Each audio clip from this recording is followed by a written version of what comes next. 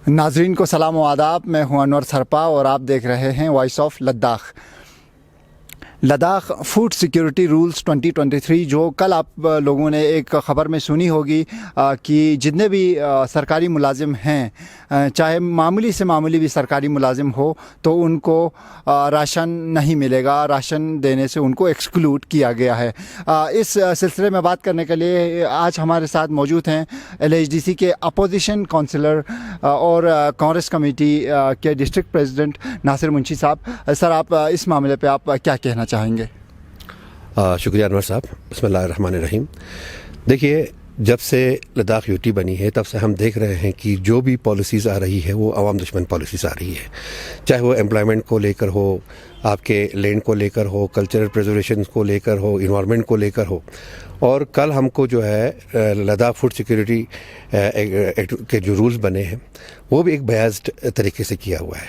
यही food security act जो है 2021 में जम्मू कश्मीर में नाफिज किया गया था, जिसमें उन्होंने जो एक्सक्लूशन क्राइटेरिया है उसमें बाकियों के साथ एम्प्लॉयज़ का जहाँ तक सवाल है उसमें सिर्फ हेड ऑफ द डिपार्टमेंट्स जो गेजेटेड ऑफिसर्स है या जो PSUs के हेड्स है उनको ही एक्सक्लूड किया गया था। जबकि लद्दाख में जो है वो तो ऑलरेडी किया ही है, उसके साथ जितने भी क्लास 4 एम्प्लॉय तक को उसमें एक्सक्लूड किया गया है।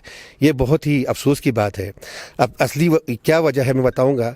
ये इनकी नाअहलियती की वजह है कि कॉपी पेस्ट का कल्चर जो है अभी चल रहा है, यूपी और बिहार से और पॉलिसीज़ को ला के लद्दाख के ऊपर इम्प्लीमेंट कर रहा है। जबकि यहाँ के टोपोग्राफी को, यहाँ के क्लाइमेटिक कंडीशंस को, यहाँ के सोशो इकोनॉमिक कंडीशंस को देखे बगैर ही उसी को ला के कॉपी और पेस्ट करके हमारे ऊपर इम्प्लीमेंट करने की कोशिश कर रही है।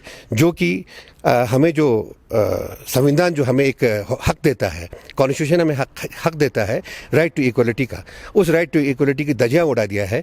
क्योंकि जम्मू कश्मीर में एक कानून है और लद्दाख में एक कानून है। ये ना समझने वाली बात है। मेरी LG साहब से गुजारिश है कि वो थॉरली इन डेप्थ जाकर इन चीज़ों को देखें कि किन किन लोगों ने इन चीज़ों को वहाँ से ला के कॉपी पेस्ट किया है कि जम्मू कश्मीर में अलग रूल है और एक लद्दाख में एक अलग रूल है।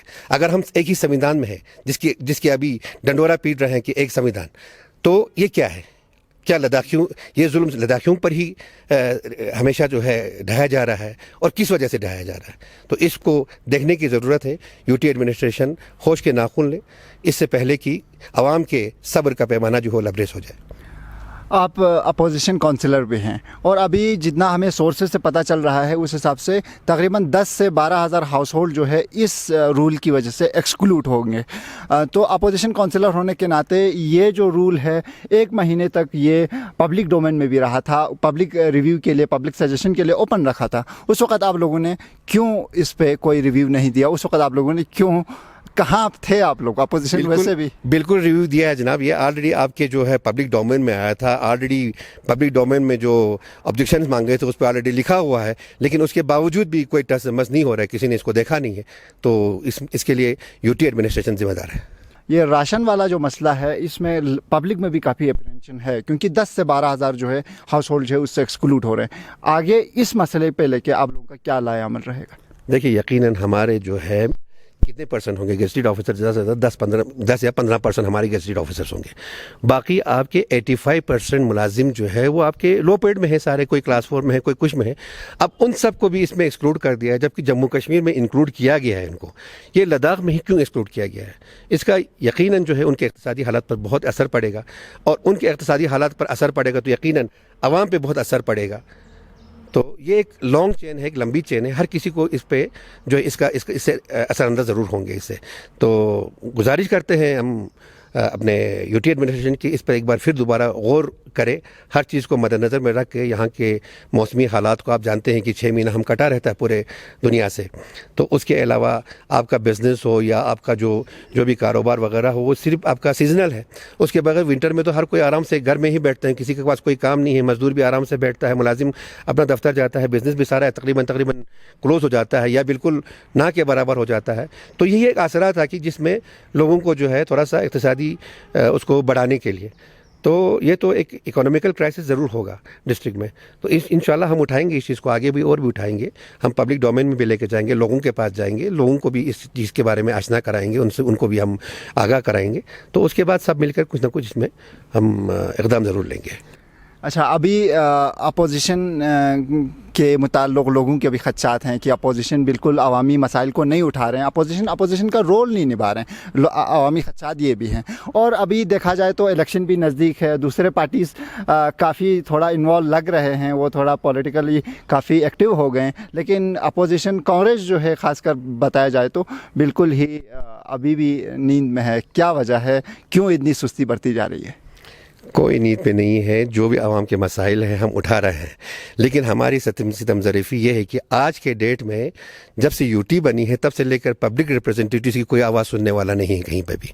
आज आप देख रहे हैं हर जगह ब्यूरोक्रेसी का बोला बाला है, हर जगह ब्यूरोक्रेट, चाहे आपका कुछ भी हो, कोई भी स्कीम को फाइनल करना हो, किसी में प्रायोरिटी फिक्स करना हो, कभी जो है एक्सेप्ट कैपेक्स बजट के किसी भी चीज़ में जो है किसी भी पब्लिक रिप्रेजेंटेटिव से कभी कोई कंसल्टेशन नहीं लिया गया है, सारा जो है ब्यूरोक्रेट्स ने किया है।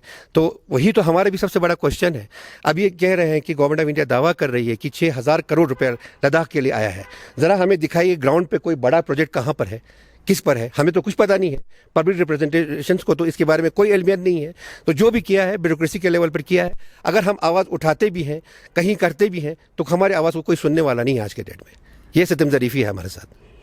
अभी लद्दाख यूनिवर्सिटी का भी कुछ रिक्रूटमेंट्स आए हैं, हालांकि वो कॉन्ट्रेक्चुअल बेस पे है, लेकिन ये कुछ दिन से काफ़ी पब्लिक डोमेन में है, सब इसी पे बात कर रहे हैं। और स्टूडेंट्स में ये एक एप्रीहेंशन है कि इसमें दोबारा फिर बाहर वालों को ही लिया जाएगा, नॉन लोकल्स को ही इसमें रिक्रूट किया जाएगा। हालांकि उसमें ये लिखा गया है कि लद्दाख LRC को प्रेफरेंस दिया जाएगा।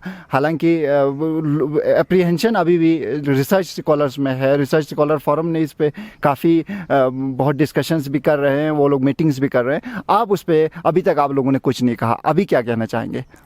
देखिए, ये वाहिद कांग्रेस पार्टी ही है जिन जनरल काउंसिल मीटिंग में जो है एक रेजोल्यूशन लाया था इसी पे कि compulsion of LRC in local recruitments बोल के। मैं नहीं लाया था वो, और जनरल हाउस ने बहुत ही बहुमत के साथ जो है उस रेजोल्यूशन को पास किया गया था।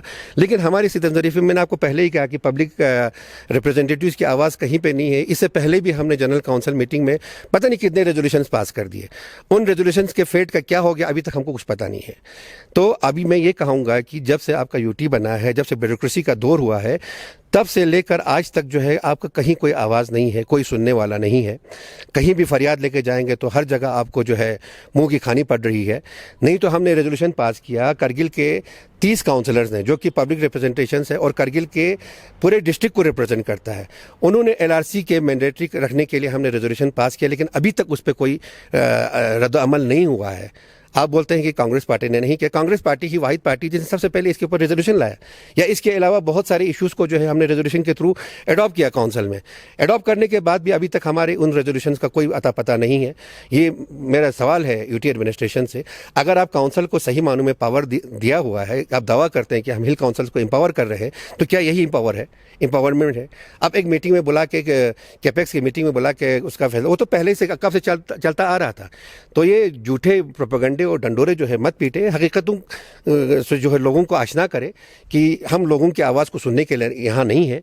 यूटी एडमिनिस्ट्रेशन यहाँ लोगों की आवाज़ को सुनने के लिए नहीं है। यहाँ वही चलेगा जो ब्यूरोक्रेसी चाहेगी। अगर यही है तो अलग बात है। अभी तक तो वही चलता आ रहा है। अभी देखो, आप चौथा साल है आपका यूटी होकर, लेकिन अभी तक वही सेम सिलसिला चलता आ रहा है। कोई पब्लिक रिप्रेजेंटेटिव्स को सुनने के लिए तैयार नहीं है। आपने बताया कि पब्लिक रिप्रेजेंटेटिव्स का जो है वो उनसे ताकत को जो है, पावर को छीन लिया गया है, LHDC को कमज़ोर कर दिया गया है। लेकिन LHDC खुद ने भी और आप अपोजिशन काउंसलर्स ने भी कभी इस पे शिकायत भी तो नहीं किया कि आप लोगों का पावर छीन लिया गया है। आप लोगों ने कभी इस अपने इश्यूज़ को, काफ़ी कंसर्न्स को आगे रखने की कोशिश भी तो नहीं किया आज तक? बिल्कुल किया। इससे पहले माथुर साहब थे, हम 10-12 बार जाके उनके पास रिप्रेजेंटेशन किया। Government of India ministry of home affairs को काउंसिल की तरफ से रिकमेंडेशंस किया कि काउंसिल का जो है उसको पावर्स को डिग्रेड किया जा रहा है। अच्छा, फिर उन्होंने ये भी सजेशंस मांगा कि क्या क्या कर सकते हैं। हमने 3-4 बार सजेशंस भी दिए, ये चीज़ कर सकते हैं अगर आप काउंसिल को इम्पावरमेंट करना चाहते हैं। कुछ नहीं है अभी तक। 4 साल से बस सिर्फ बातें ही चल रही है, ज़माना खर्चा ही चल रहा है, बाकी कुछ नहीं है। ग्राउंड पे कोई इसमें इम्प्लीमेंट नहीं किया गया है। तो ये सवाल मेरे ख्याल में आप हमसे ज़्यादा यूटी एडमिनिस्ट्रेशन से जाके पूछे तो वो आपको इसका सही जवाब देंगे कि वो क्यों नहीं चाहते हैं कि काउंसिल को एम्पावर करें। थैंक यू सर, हमारे से बात करने के लिए बहुत बहुत शुक्रिया। आपका भी बहुत बहुत शुक्रिया। Thank you so much. Thank you sir.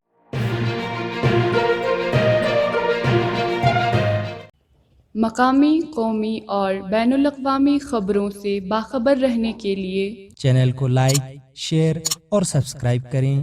साथ ही बेल आइकन दबाना न भूलें।